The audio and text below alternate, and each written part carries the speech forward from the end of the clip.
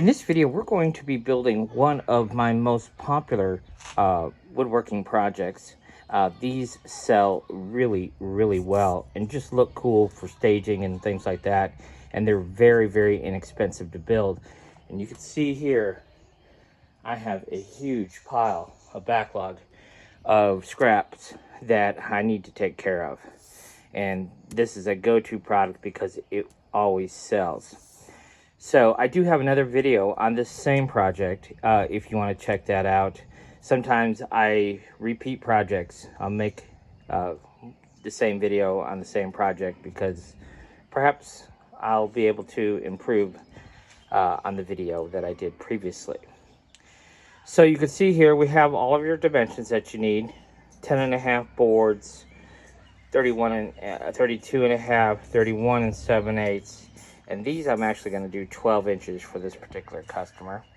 So I'm going to go ahead and get all these parts cut. The longer boards here, I'm going to go ahead and cut out of a new picket. But all of this short stuff here, of course, I have all that scrap that I can use. So I'll go ahead and utilize all my scrap for the small pieces. So I'll go ahead and get all that cut up, and then we'll come back and we'll start learning how to put it together. I thought I would just share with you real quick my very crude setup. I don't know why I don't have a proper miter station with as much woodworking as I do. I keep telling myself I'm going to build me a proper miter station. I just have never taken the time to do it.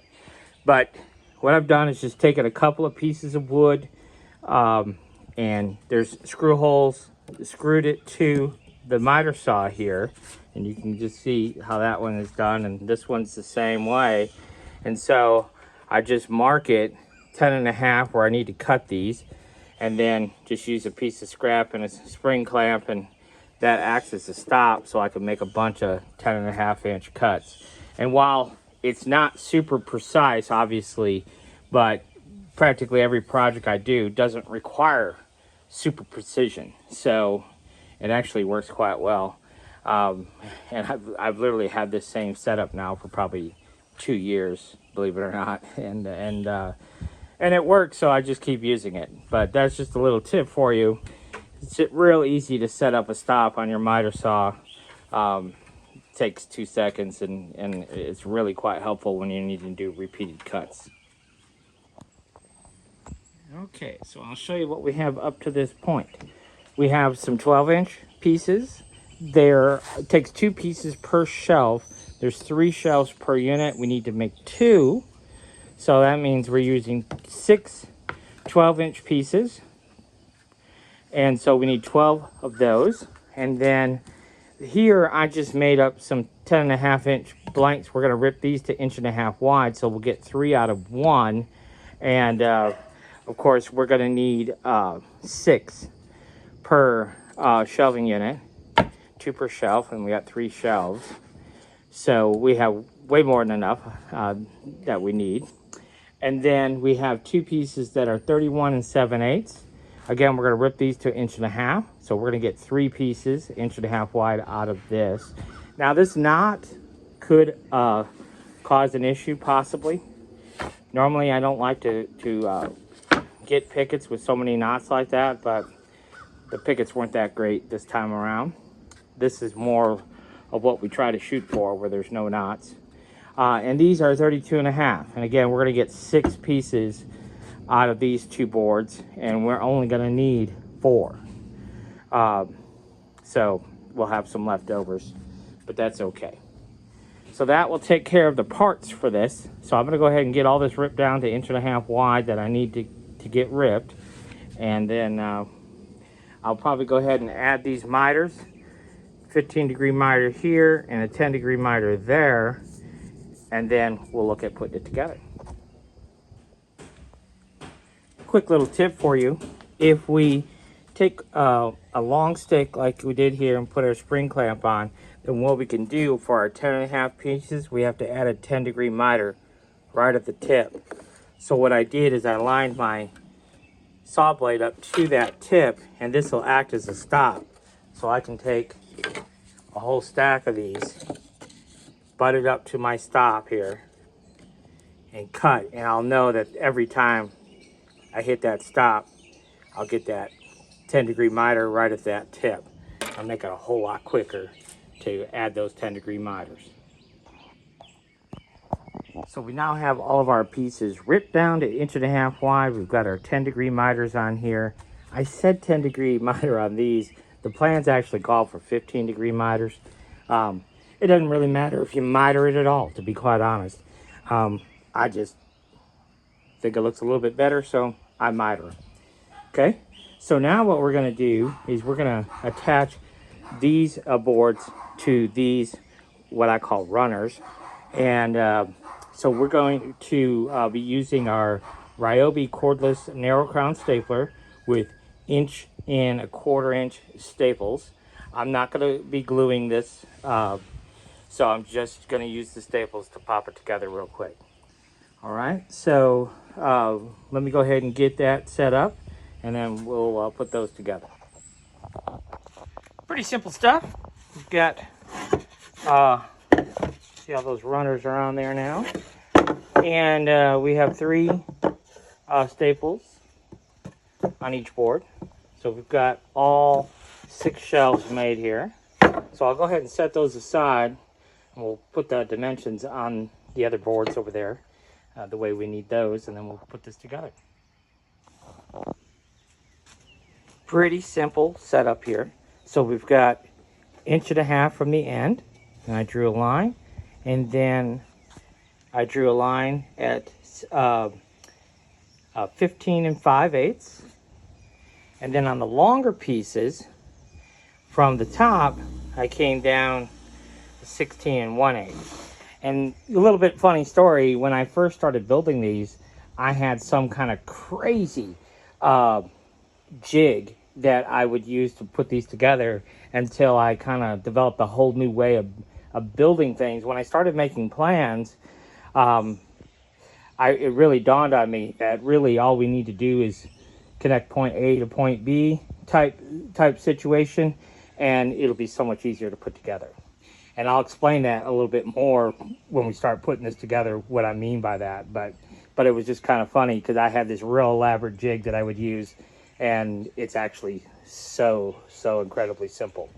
So with that said, let me go ahead and talk to you about putting this together. This is so funny.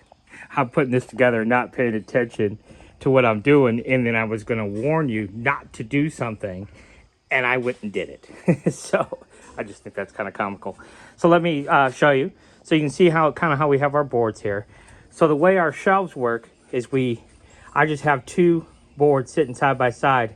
So our board for the shelf support, we want 1.5 inches in. So I just use 1 board as a spacer, okay?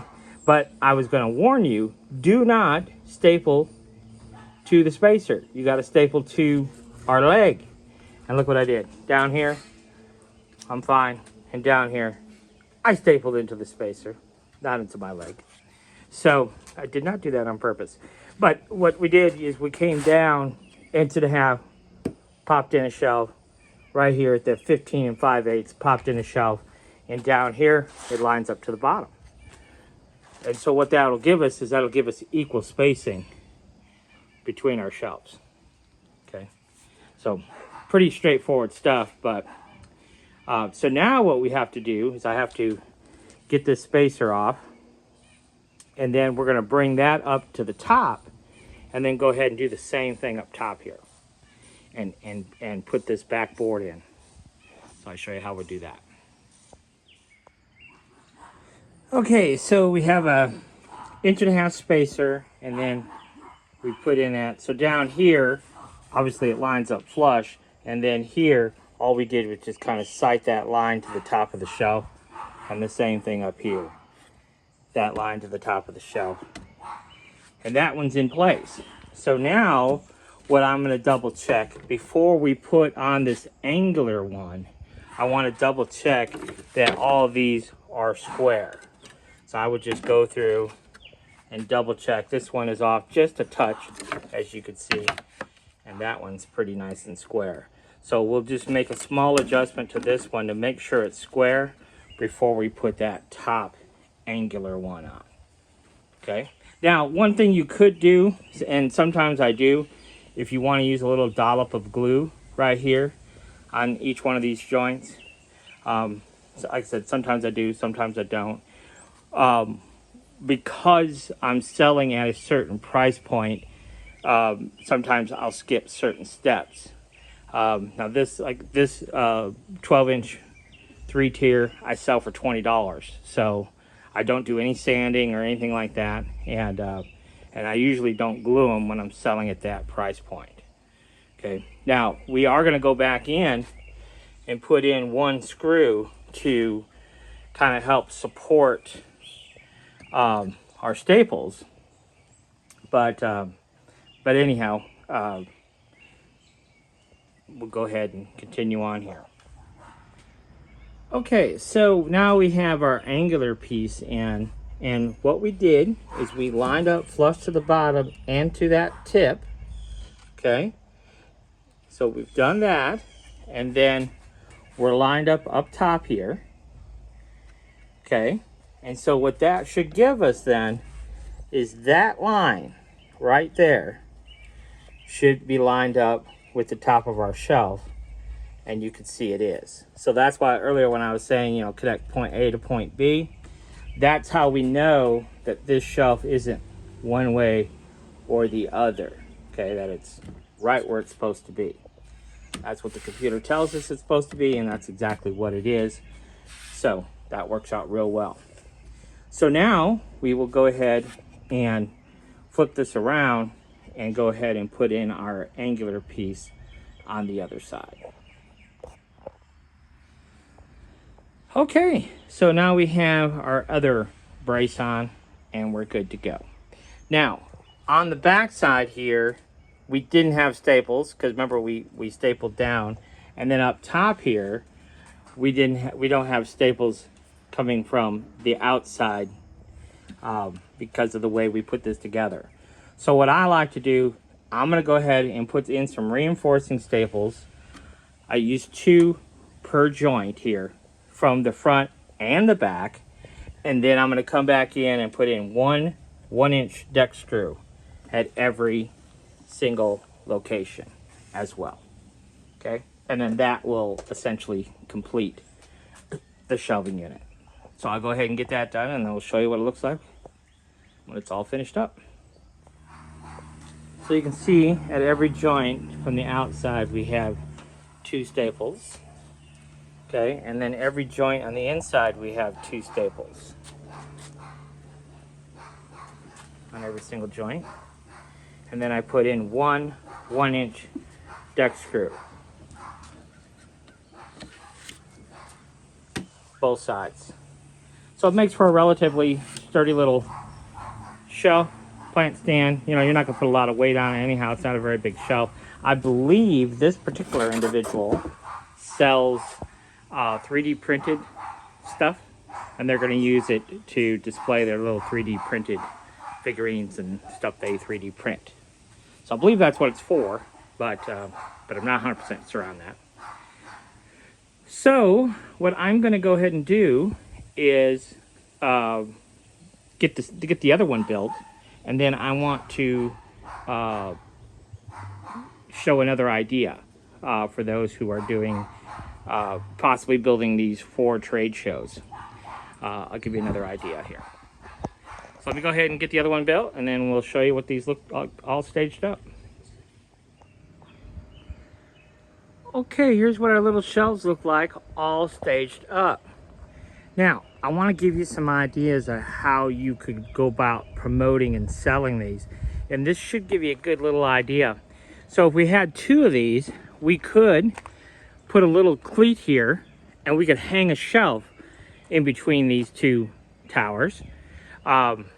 And that could be removable. This cleat could be removable, so we could just have a wing nut and have a cleat that the shelf would sit on. We could do that. Here I just took a piece of scrap that I had laying around, and I just have it sitting there on those 2 shelves. And the idea being, somebody who sells jewelry, might be useful to have something like that. Again, we could put a cleat going from here to here so this rod could sit lower, or we could have more rods in between, whatever. Somebody who sells macrame may want one high up here, so we'd put a little cleat here and then we could run our rod through the hole there, and then they could hang their macrame pieces there. So a lot of different things, different configurations that you could utilize to show the customers, you know, what's possible. I'm probably going to go ahead and see if I have the hardware necessary to just draw a little screw, drill a little hole for a screw, and show it with 2 shelves, just so they could kind of see different kinds of things you could do with it. So that's it for this one. I hope you enjoyed it, and I hope it kind of gets the gears turning, and maybe you could do something similar and sell some of these. Thanks for watching.